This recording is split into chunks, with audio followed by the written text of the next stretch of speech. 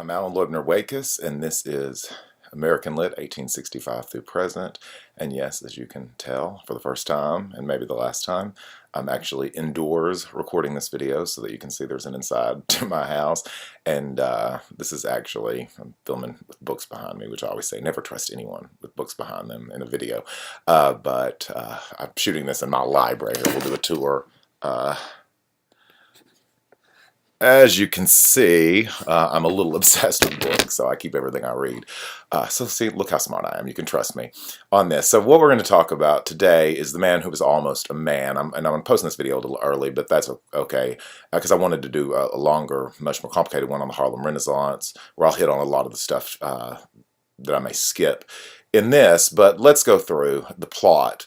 We have 17-year-old Dave Saunders, who wants a gun. Okay, he's not at work. Again, 17 is that precarious age, right? You're not quite a boy. You're not quite a man, and he's being mocked by his coworkers who are all. He's a field hand, right?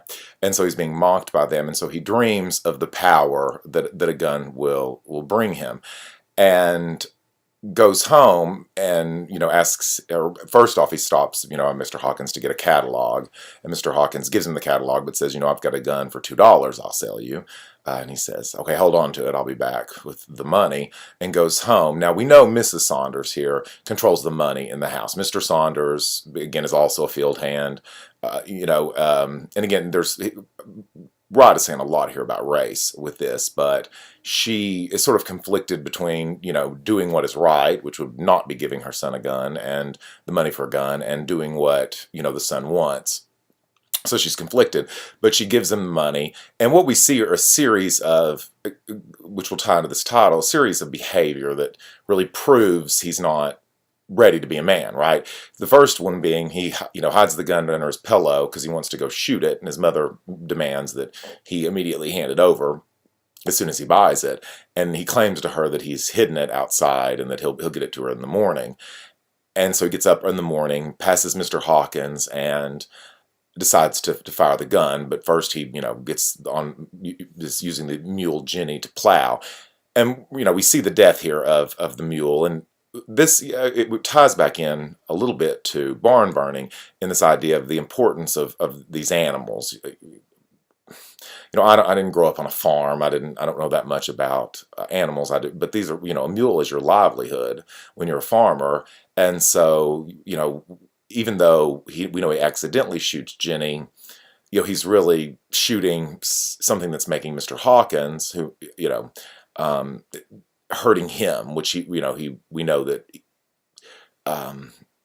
Dave really wants to do indirectly, and we see that later when he's leaving, when he sort of debates shooting into Mr. Hawkins's house if he'd only had one bullet left. So of course it shoots the Jenny. Of course, we have this myth about George Washington, where George Washington, chopped down the cherry tree and said, "I cannot tell a lie. I did it." Now that didn't really happen. There's a lot of that's mythology, and there's a lot of symbolism in that George Washington story. But we see again Dave not behave like a man. He claims that the Jenny fell onto the plow, and that was the hole. And of course, he tries to cover it up with dirt, mud, and that's completely childish and not going to work, and not very mature of him. And of course, his mother knows what has happened before everyone else figures out it's a bullet hole. We see the father here is very violent and threatening to beat the bejesus out of his son. And then we're given this this gun was supposed to bring him responsibility.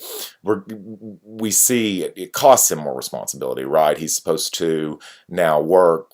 It's going to take a full year to pay off this debt to Mr. Hawkins for the mule.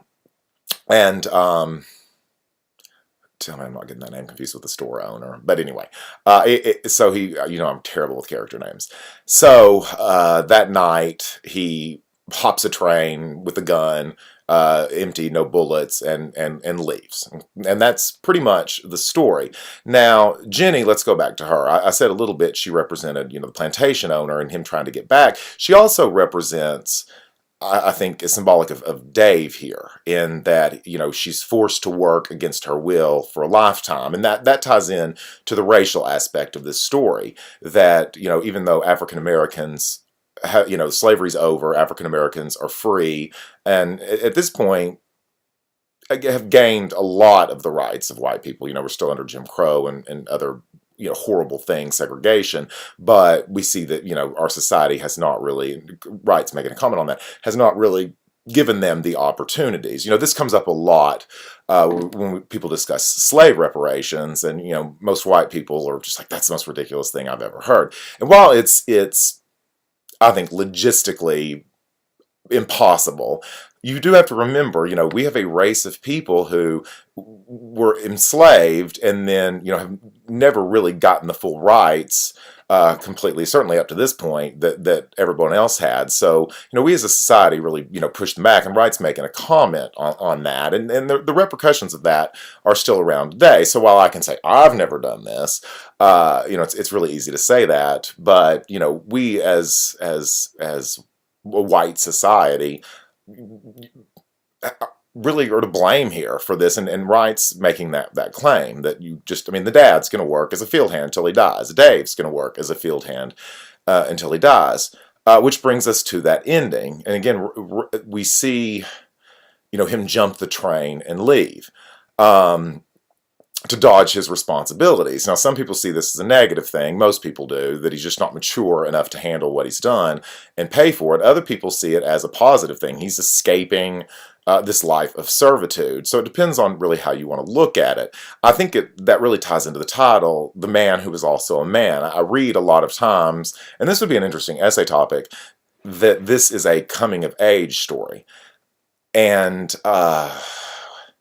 yeah, that's a Bildungsroman, right? We've used that term before. The question becomes, is it, right? Ask yourself that, and you could argue, that, again, great essay topic, because does he become a man in the end, or is he still just a child, right? I mean, avoiding his responsibilities.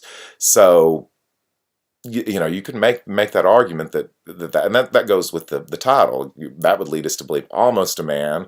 You know, he certainly didn't make it to manhood status through these events and these behaviors, and so you could list those, you know, quote those in your paper and look to those things that would show that he's not actually a man, or that maybe, you know, argue the opposite, that he is, and look for proof from that. You know, the important thing with Richard Wright here, he became an expatriate from the Harlem Renaissance, moved to Paris, which, as Baldwin did, as a lot of American authors, both white and African American, did. But he had a huge influence. He was the first really successful, really successful writer from the Harlem Renaissance. And I'm about to do a video on the Harlem Renaissance after this, but that's going to take a little preparation. The point is, you know, who knows? James Baldwin we have because of Richard Wright, we could argue. And James Baldwin, the next short story, going to the man who's are going to meet the man, is probably my favorite thing we read in this book. And let me give you, I don't like to do trigger warnings. That's what they call when there's sort of dirty words or whatever in stories, but Going to Meet the Man is pretty upsetting. I mean, I've had students actually get up and leave, and I'll talk about this during that video, but students actually get up and leave the class, not because they were offended, but because they were so uncomfortable.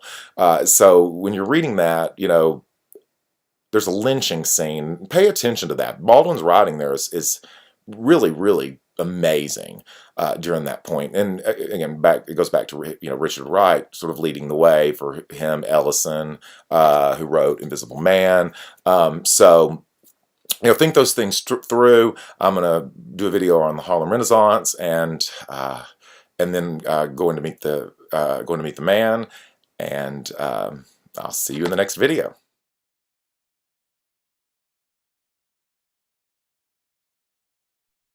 Loibner-Waitkus.